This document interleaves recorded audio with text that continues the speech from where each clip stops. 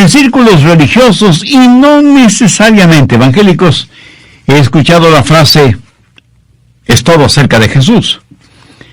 Ahora debemos entender sin ninguna duda lo siguiente: toda la Biblia es acerca de Jesús. La palabra de Dios fue escrita para ayudarnos a amar al Dios de la palabra y a su Hijo, el Señor Jesucristo. Cuando así lo hagamos, seremos guiados a una verdadera adoración. Cuando somos salvos no es solo para ir al cielo y evitar el infierno. Ese es un subproducto de nuestra salvación. Somos salvos para adorar a Dios. La salvación es mucho más que tener nuestros pecados perdonados. Es el tener una relación genuina, de tal manera que podamos conocer a Dios en una forma íntima y personal. En el Salmo 22 encontramos una historia increíble. Y si le estudiamos, le puedo asegurar que amaremos más al Dios de las Escrituras, y como consecuencia lógica usted amará toda la Biblia. Y esto, mi amigo, lo digo sin ninguna duda, sin titubeos y sin exageración. Usted descubrirá que el Salmo 22 es acerca de Jesús, y quiero que juntos notemos algunos puntos importantes. Salmo 22:6.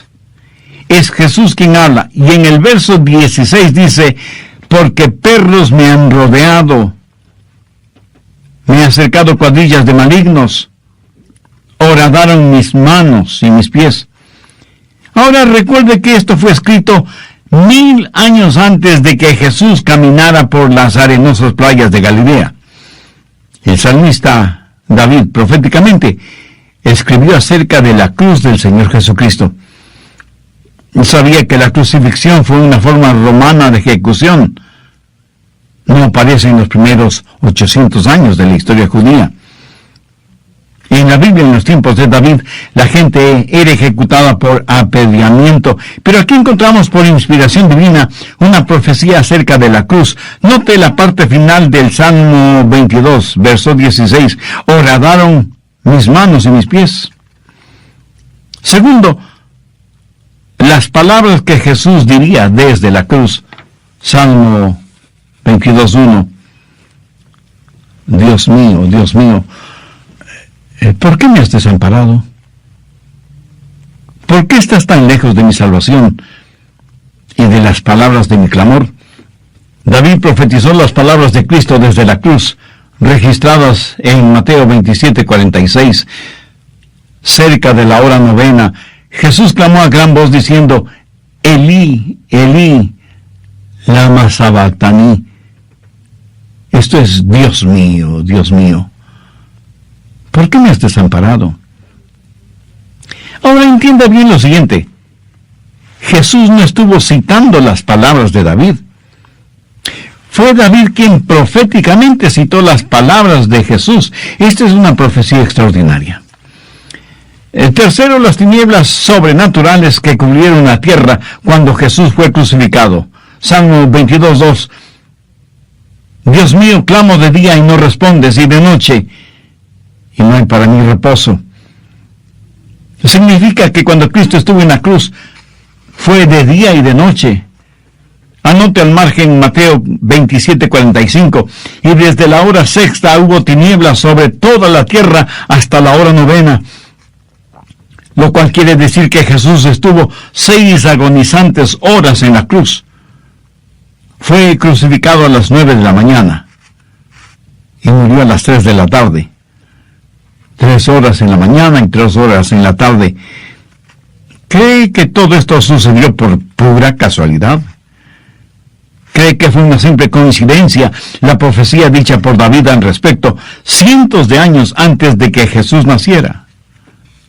Cuarto, la burla, el vituperio y el ridículo a que fue expuesto Cristo en la cruz. Veamos los versos del 7 al 13 del Salmo 22. Todos los que me ven me escarnecen, estiran la boca, menean la cabeza diciendo, se encomendó a Jehová, líbrele él, sálvele puesto que en él se complacía.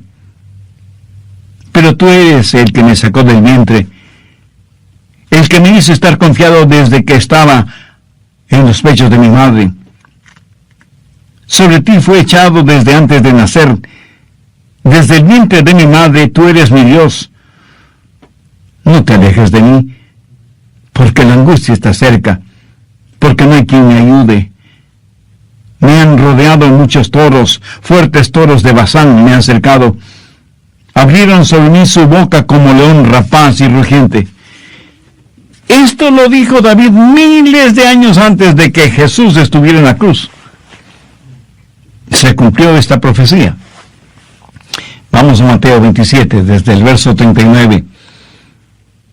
Y los que pasaban le injuriaban, meneando la cabeza y diciendo: tú que derribas el templo y en 3 días lo reedificas, sálvate a ti mismo si eres el Hijo de Dios. Desciende de la cruz. De esta manera también los principales sacerdotes, escarneciéndole con los escribas y los fariseos y los ancianos, decían: ¿a otro salvó? A sí mismo no se puede salvar. Si es el Rey de Israel, descienda ahora de la cruz y creeremos en él. Confío en Dios. Líbrele ahora si le quiere, porque ha dicho: soy hijo de Dios. Lo mismo le injuriaban también los ladrones que estaban crucificados con él. Los que se burlaban de Cristo eran como furiosos y fuertes toros. Imagínense a los soldados romanos atormentando a Jesús también con sus burlas. Ha notado que la mayoría de las profecías fueron cumplidas primordialmente no por los amigos de Jesús, sino por sus enemigos. Quinto, el agua que brotó del costado de Cristo. Salmo 22:14. He sido derramado como aguas, y todos mis huesos se descoyuntaron. Mi corazón fue como cera, derritiéndose en medio de mis entrañas. Y el cumplimiento de esta profecía lo encontramos en Juan 19:34. Pero uno de los soldados le abrió el costado con una lanza, y al instante salió sangre y agua. Los médicos aseguran que a veces, bajo gran presión, esto puede suceder. Fue una señal de que nuestro Salvador no muriera primordialmente por efecto de los clavos, sino porque su corazón literalmente fue quebrantado. Todo el dolor que sintió Cristo está representado en la sangre y el agua que brotaron de su costado. Sexto, sus huesos fueron descoyuntados. Salmo 22:14. He sido derramado como aguas, y todos mis huesos se descoyuntaron.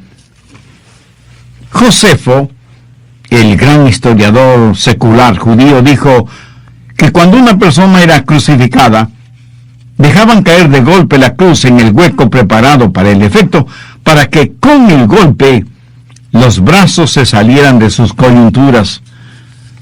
Y cuando Cristo estuvo en la cruz, tuvo una sed abrasadora. Mire lo que dice David en el verso 15. Como un tiesto se secó mi vigor, y mi lengua se pegó a mi paladar. Ahora veamos lo que dice Juan 19:28. Después de esto, sabiendo Jesús que ya todo estaba consumado, dijo, para que la escritura se cumpliese: tengo sed. Paradójico, ¿no le parece?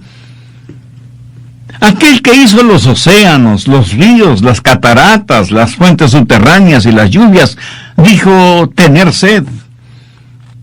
Y David, escribiendo proféticamente, describe minuciosamente hasta los mínimos detalles de la crucifixión. Séptimo, los agentes de la crucifixión fueron descritos. Estos también fueron profetizados y descritos por David. Del Salmo 22 hay que enfatizar varias cosas sobresalientes. El Hijo sujeto a la voluntad del Padre. Me has puesto en el polvo de la muerte. En general, los gentiles eran llamados perros. Jesús estuvo rodeado de gentiles durante su crucifixión, y la cuadrilla de malignos del verso 16 hace referencia a los miembros del concilio judío. Así que bien podríamos decir que en la crucifixión de Cristo intervino el Padre, los gentiles y la asamblea judía. Y todo esto fue profetizado por David siglos antes de que sucediera. Octavo, a Jesús le quitaron su ropa antes de crucificarlo. Los pintores y escultores tienen a Jesús semidesnudo en sus obras de arte. Pero mire lo que dice el Salmo 22, 17. Puedo contar todos mis huesos, entre tanto ellos me miran y me observan. ¿Qué es lo que dice Mateo 27, 28? Y desnudándole, le echaron encima un manto de escarlata. Y en el verso 36 leemos, y sentados le guardaban allí. Note que no se hace nada para proteger su modestia. El amado Hijo de Dios, de pureza absoluta, es clavado completamente desnudo en la cruz. Y esto también fue profetizado cientos de años antes de que Jesús viniera a la tierra. Octavo, echaron suerte sobre su ropa. Salmo 22, 18. Repartieron entre sí mis vestidos, y sobre mi ropa echaron suertes. Los judíos en ese tiempo tenían 4 atuendos regulares, ordinarios, si se quiere, y un atuendo especial. La ropa ordinaria fue repartida entre los soldados de la tropa, pero el manto de Jesús, que era de una sola pieza, no quisieron dividirlo y por eso echaron suertes para ver quién se lo llevaba. En Mateo 27, 35 nos dice, cuando le hubieron crucificado, repartieron entre sí sus vestidos, echando suertes, para que se cumpliese lo dicho por el profeta.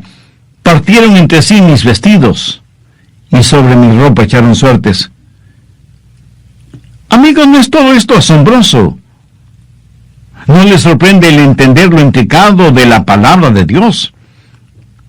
Los antiguos egipcios solían decir, construimos como gigantes, pero para los acabados somos como joyeros.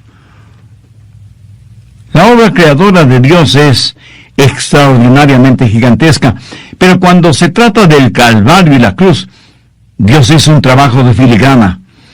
Por eso quiero hablarle de la agonizante pasión de la cruz. Escúcheme, no hay en ninguna parte del mundo sufrimiento comparable al sufrimiento de la cruz que experimentó Cristo. ¿Cómo explicar de otra manera las siguientes expresiones de Jesús registradas proféticamente en el Salmo 22? Dios mío, ¿por qué me has desamparado? ¿Por qué estás tan lejos de mi salvación? Dios mío, clamo de día y no respondes, y de noche y no hay para mí reposo. Clamaron a ti y fueron librados, confiaron en ti y no fueron avergonzados. ¿Por qué Dios le dio la espalda a su Hijo? ¿Por qué lo hizo? Porque Jesucristo voluntariamente, vicariamente llevó en él los pecados de toda la humanidad. Y Dios, siendo como es un Dios santo y puro, no pudo mirar el pecado que cubría a su amado Hijo.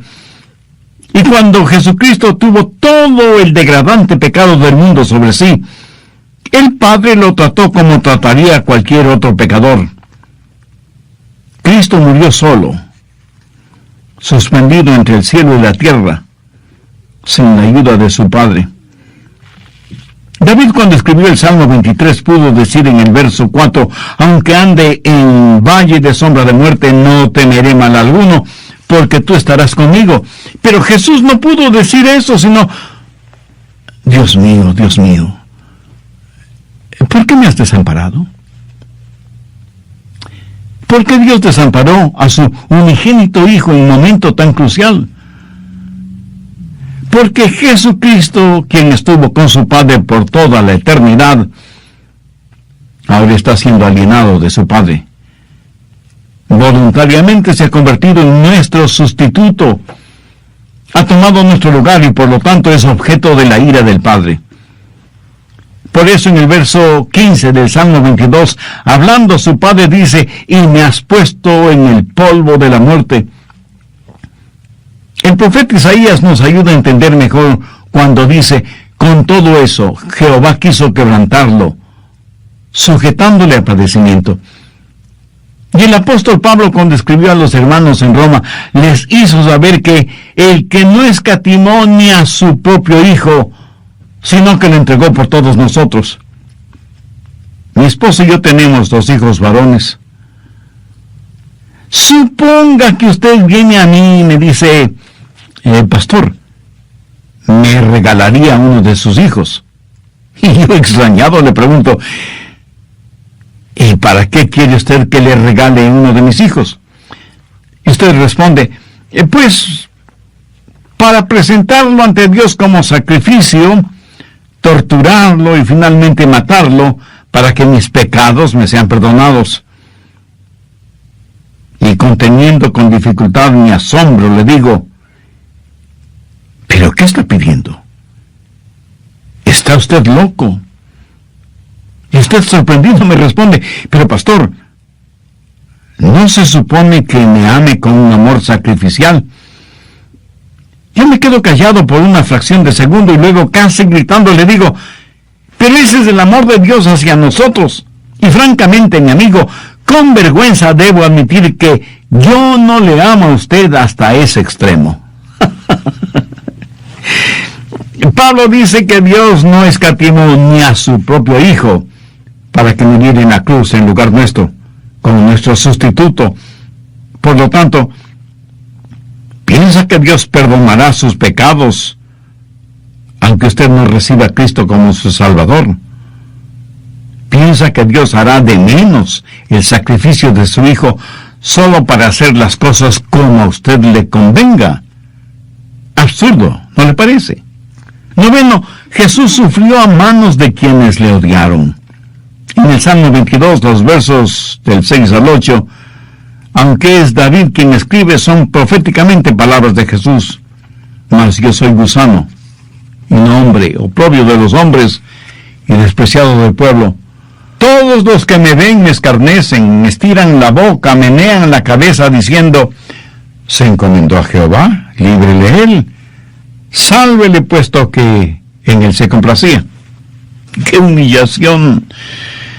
El Hijo de Dios describiéndose a sí mismo como un gusano, mientras nosotros nos vanagloriamos de nada y nos enorgullecemos de todo. Jesús se humilló hasta la muerte y muerte de cruz. 10, Jesús fue crucificado por las infernales manos de Satanás. Salmo 22, los versos 19 al 21. Mas tú, Jehová, no te alejes. Fortaleza mía, apresúrate a socorrerme. Libra de la espada mi alma, del poder del perro mi vida. Sálvame de la boca del león y líbrame de los cuernos de los búfalos. ¿Qué significado tiene todo esto?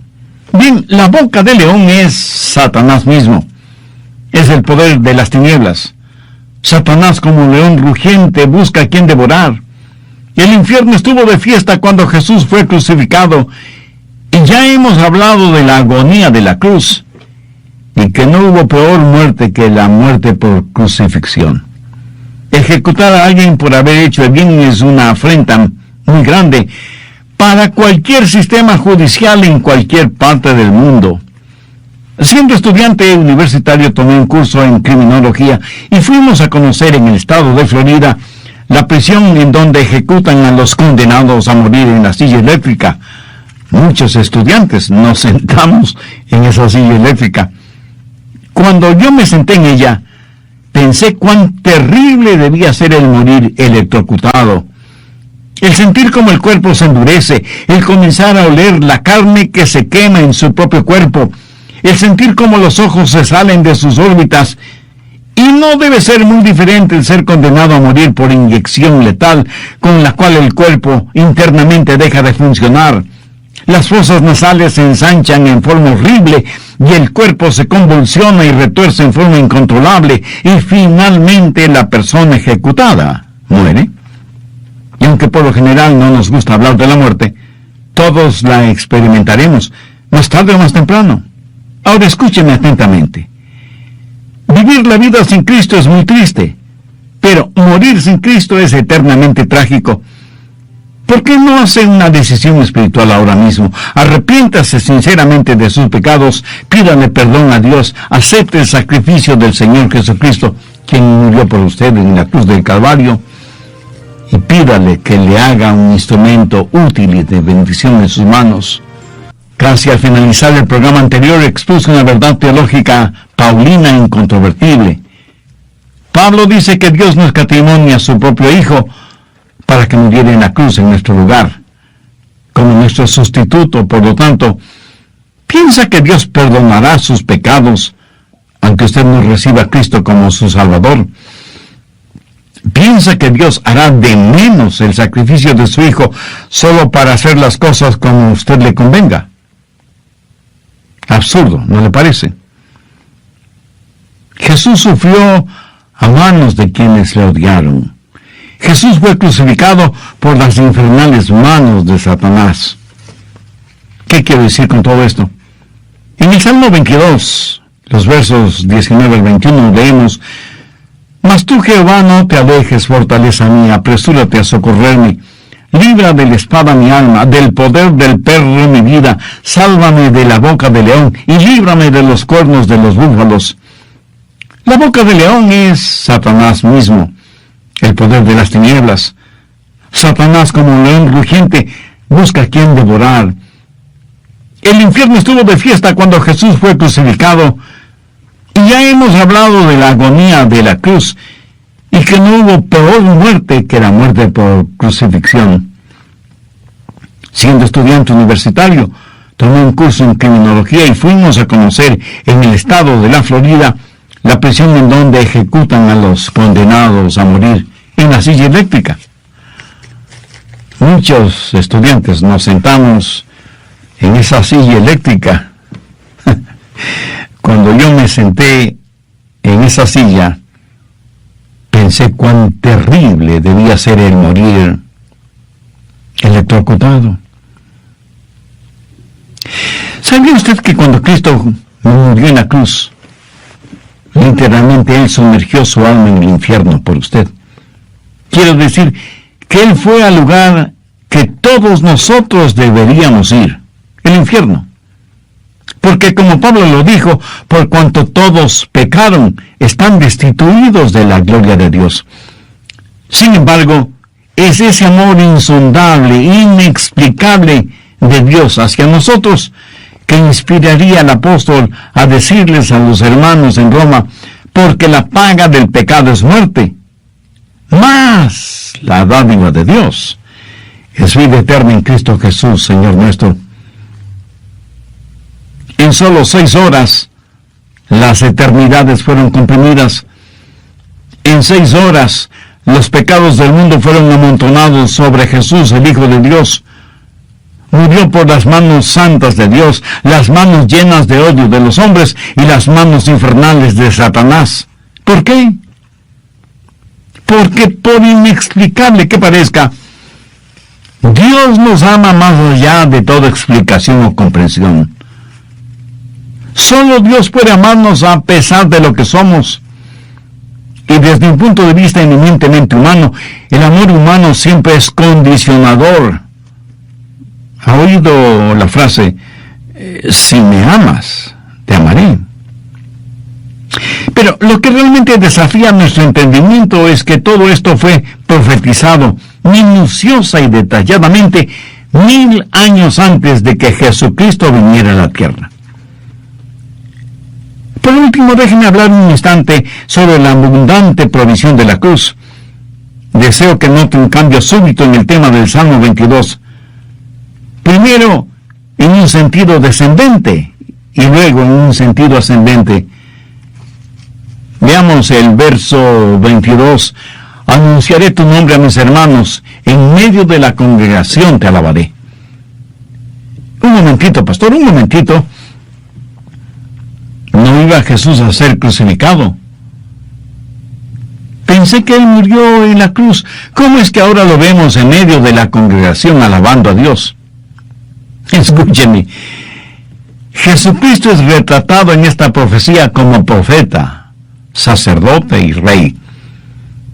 Primero, como profeta, Jesús declara al Padre: En el verso 22 leemos: anunciaré tu nombre a mis hermanos, en medio de la congregación te alabaré. Jesús dijo que había venido a la tierra para dar a conocer al Padre, y no hay manera de que nadie pueda conocer al Padre si no es por medio del Señor Jesucristo.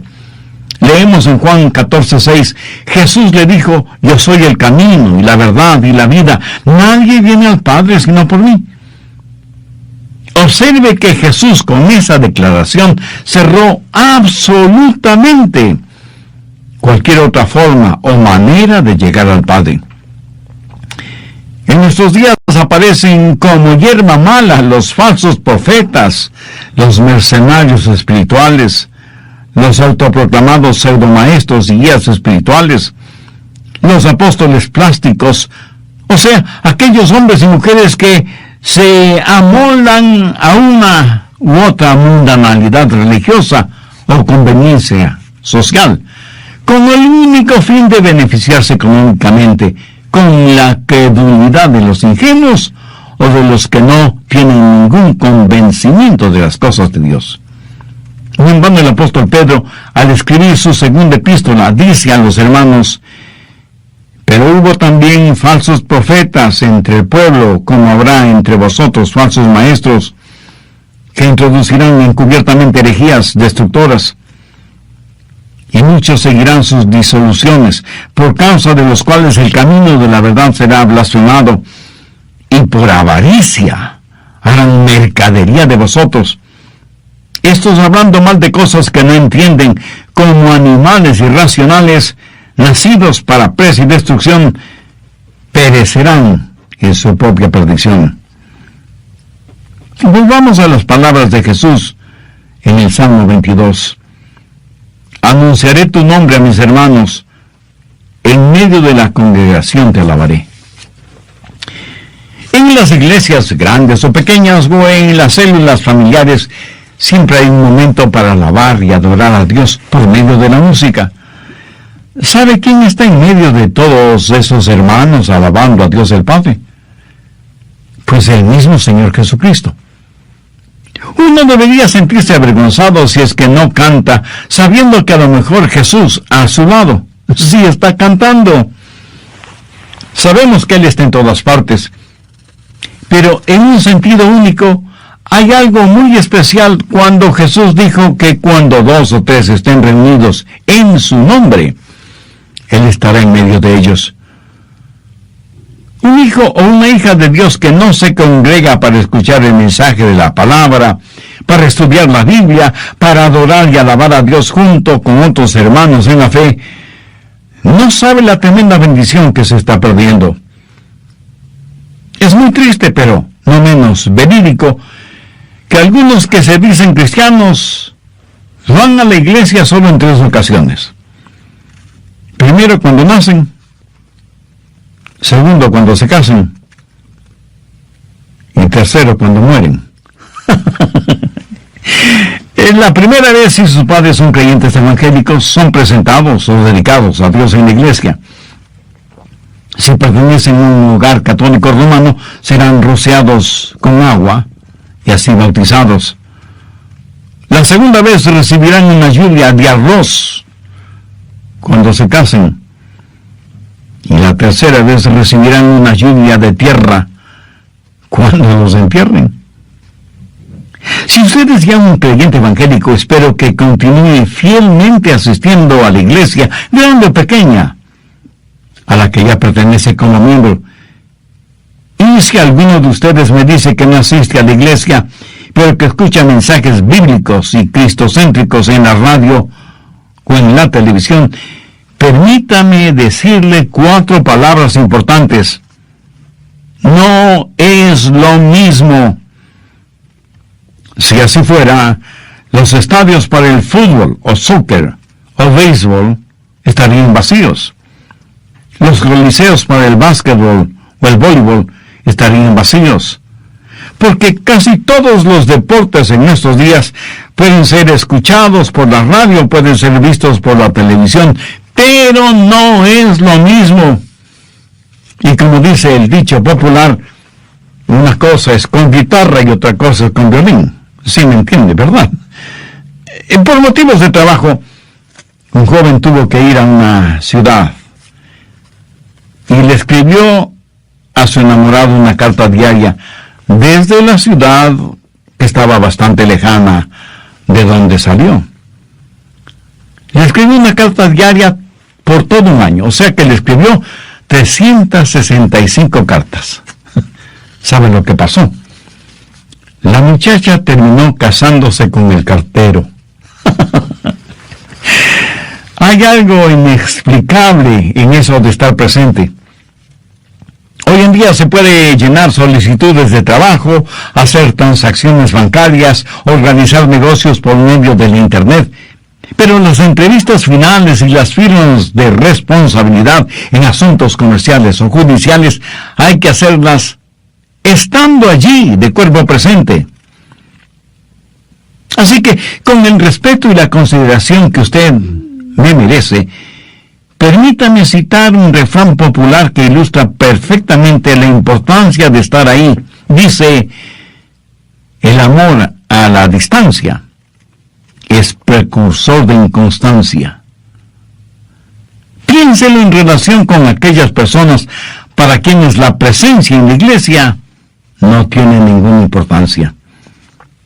Segundo, Jesús como sacerdote libera a los fieles. No pase por alto el profundo contenido del versículo 26. Comerán los humildes y serán saciados. Jesús es el pan del cielo. Es nuestro sacerdote que nos alimenta y nos libera. Él prepara banquetes para nosotros, banquetes mejores que los de Salomón. Tercero, Jesús no solo es profeta y sacerdote, sino también rey. Mire los versos 27 y 28. Se acordarán y se volverán a Jehová todos los confines de la tierra, y todas las familias de las naciones adorarán delante de él, porque de Jehová es el reino, y él regirá las naciones.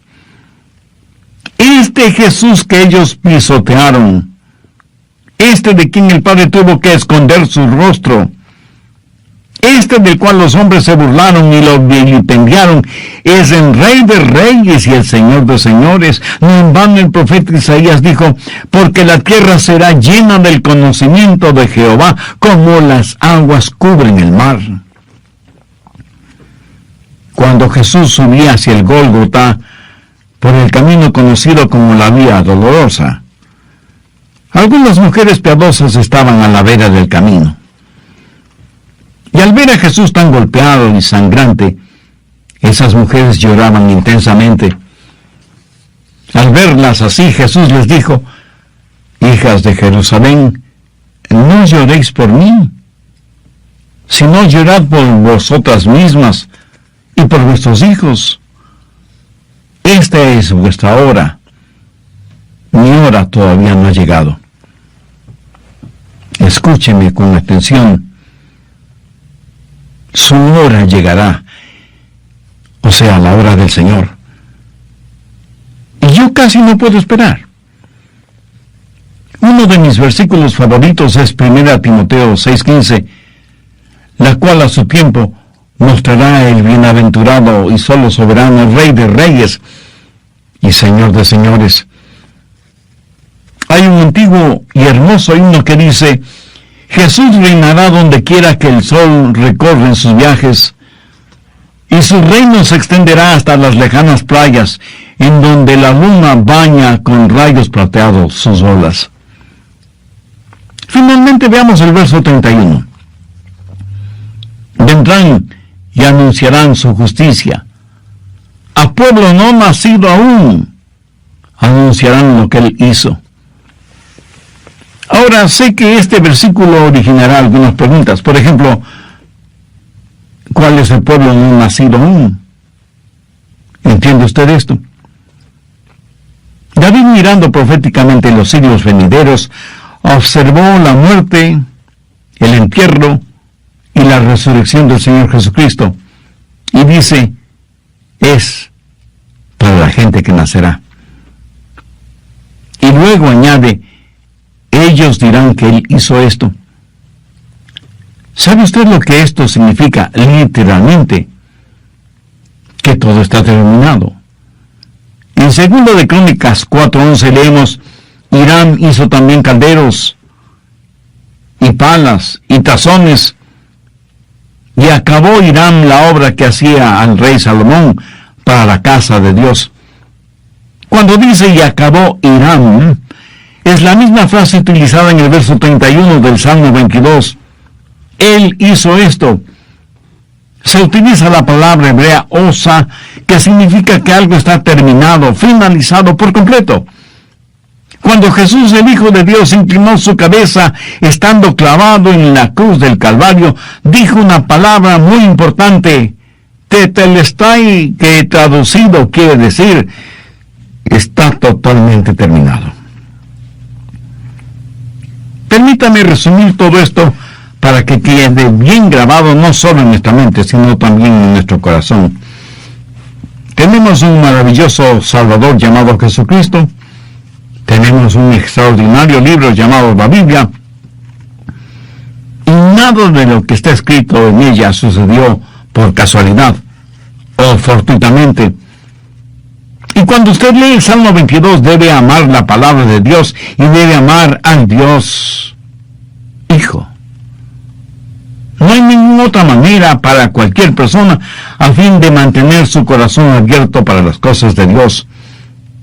Anhelo que usted asista a una iglesia bíblica y cristocéntrica en donde todo sea acerca de Jesús.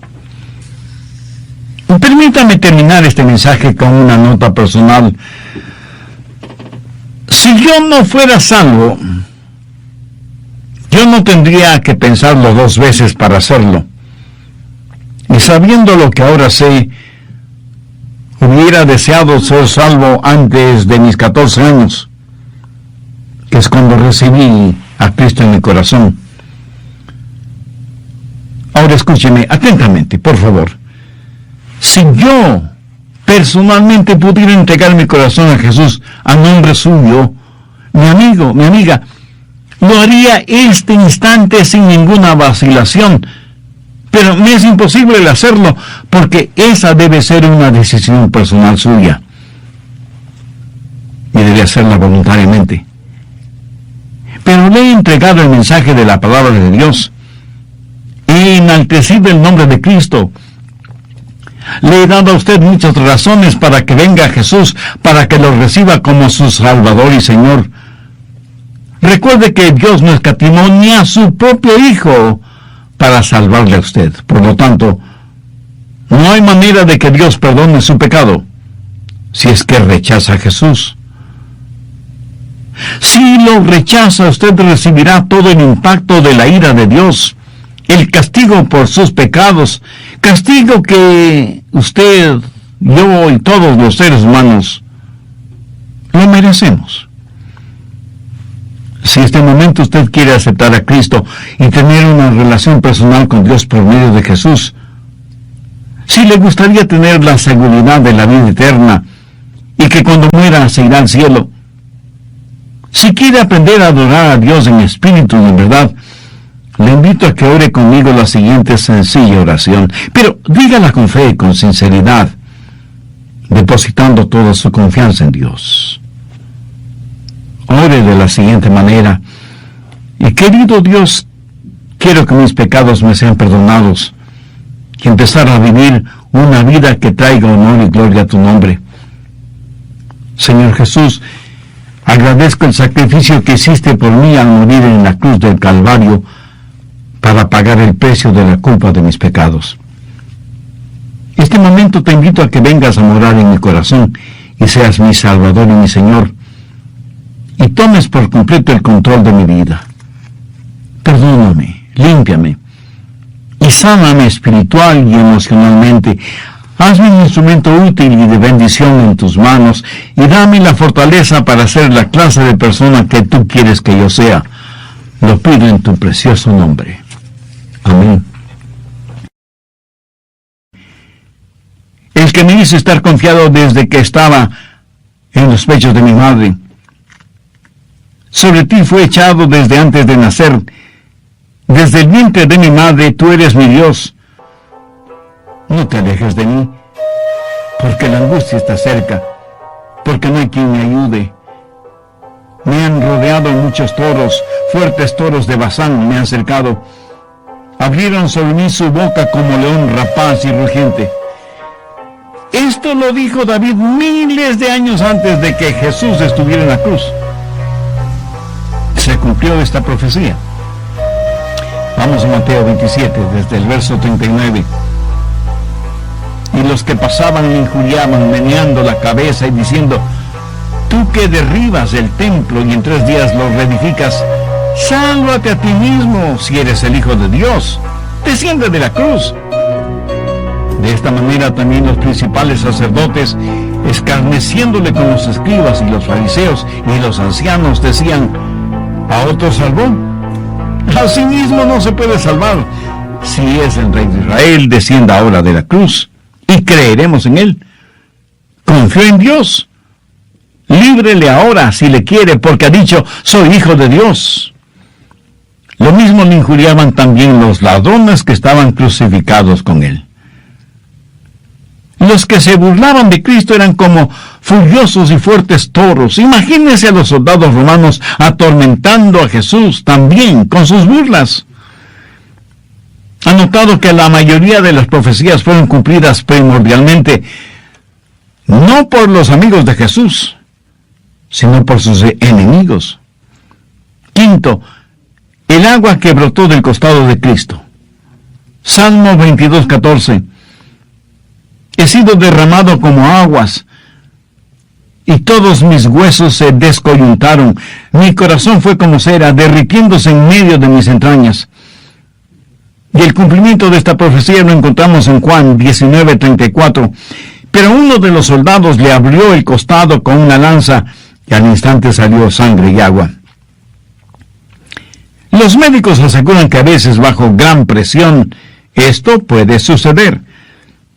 Fue una señal de que nuestro Salvador no muriera primordialmente por efecto de los clavos, sino porque su corazón literalmente fue quebrantado. Todo el dolor que sintió Cristo está representado en la sangre y el agua que brotaron de su costado. Sexto, sus huesos fueron descoyuntados. Salmo 22:14. He sido derramado como aguas, y todos mis huesos se descoyuntaron. Josefo, el gran historiador secular judío, dijo que cuando una persona era crucificada, dejaban caer de golpe la cruz en el hueco preparado para el efecto, para que con el golpe los brazos se salieran de sus coyunturas. Y cuando Cristo estuvo en la cruz, tuvo una sed abrasadora. Mire lo que dice David en el verso 15. Como un tiesto se secó mi vigor, y mi lengua se pegó a mi paladar. Ahora veamos lo que dice Juan 19:28. Después de esto, sabiendo Jesús que ya todo estaba consumado, dijo, para que la escritura se cumpliese: tengo sed. Paradójico, ¿no le parece? Aquel que hizo los océanos, los ríos, las cataratas, las fuentes subterráneas y las lluvias, dijo tener sed. Y David, escribiendo proféticamente, describe minuciosamente hasta los mínimos detalles de la crucifixión. Séptimo, los agentes de la crucifixión fueron descritos. Estos también fueron profetizados y descritos por David. Del Salmo 22 hay que enfatizar varias cosas sobresalientes. El Hijo sujeto a la voluntad del Padre. Me has puesto en el polvo de la muerte. En general, los gentiles eran llamados perros. Jesús estuvo rodeado de gentiles durante su crucifixión, y la cuadrilla de malignos del verso 16 hace referencia a los miembros del concilio judío. Así que bien podríamos decir que en la crucifixión de Cristo intervino el Padre, los gentiles y la asamblea judía. Y todo esto fue profetizado por David siglos antes de que sucediera. Octavo, a Jesús le quitaron su ropa antes de crucificarlo. Los Pintores y escultores tienen a Jesús semidesnudo en sus obras de arte. Pero mire lo que dice el Salmo 22, 17. Puedo contar todos mis huesos, entre tanto ellos me miran y me observan. ¿Qué es lo que dice Mateo 27, 28? Y desnudándole, le echaron encima un manto de escarlata. Y en el verso 36 leemos, y sentados le guardaban allí. Note que no se hace nada para proteger su modestia.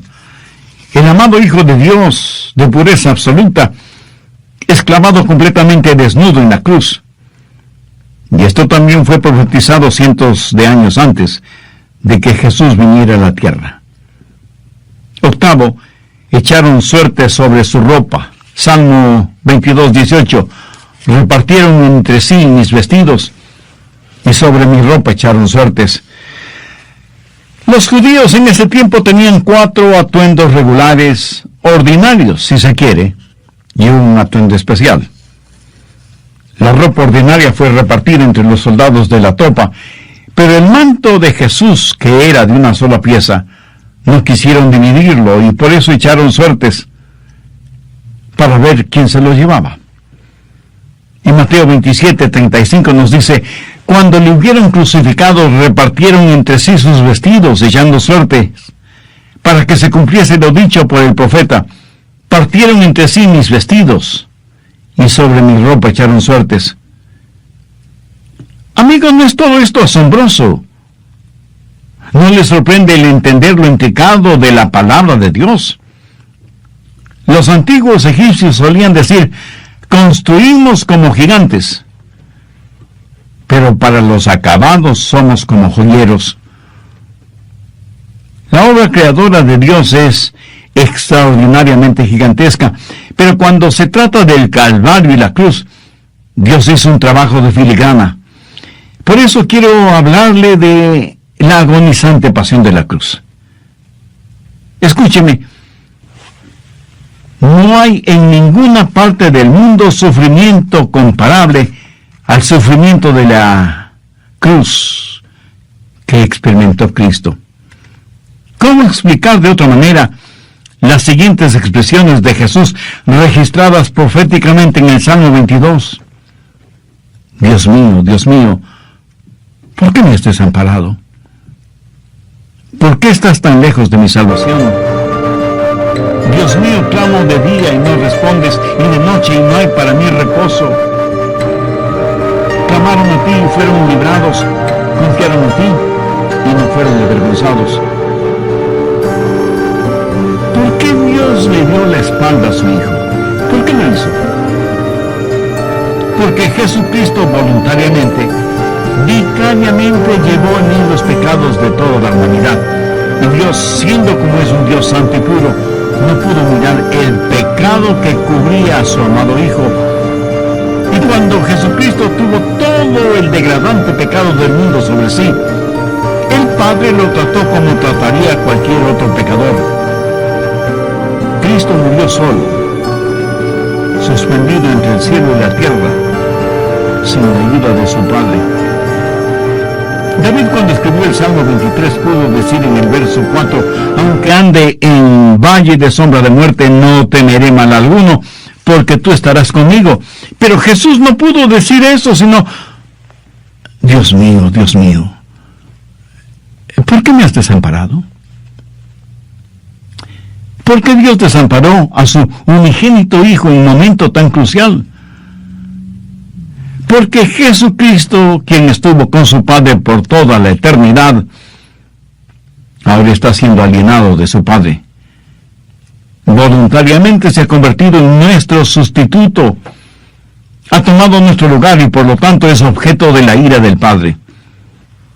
Por eso en el verso 15 del Salmo 22, hablando a su Padre, dice, y me has puesto en el polvo de la muerte. El profeta Isaías nos ayuda a entender mejor cuando dice, con todo eso, Jehová quiso quebrantarlo, sujetándole al padecimiento. Y el apóstol Pablo, cuando escribió a los hermanos en Roma, les hizo saber que el que no escatimó ni a su propio Hijo, sino que lo entregó por todos nosotros. Mi esposo y yo tenemos 2 hijos varones. Suponga que usted viene a mí y me dice, pastor, me regalaría uno de sus hijos. Y yo, extrañado, le pregunto, ¿y para qué quiere usted que le regale uno de mis hijos? Y usted responde, pues, para presentarlo ante Dios como sacrificio, torturarlo y finalmente matarlo, para que mis pecados me sean perdonados. Y conteniendo con dificultad mi asombro, le digo, ¿pero qué está pidiendo? ¿Está usted loco? Y usted, sorprendido, me responde, pero pastor, ¿no se supone que me ame con un amor sacrificial? Yo me quedo callado por una fracción de segundo y luego, casi gritando, le digo, pero ese es el amor de Dios hacia nosotros. Y francamente, mi amigo, con vergüenza debo admitir que yo no le amo a usted hasta ese extremo. Pablo dice que Dios no escatimó ni a su propio Hijo,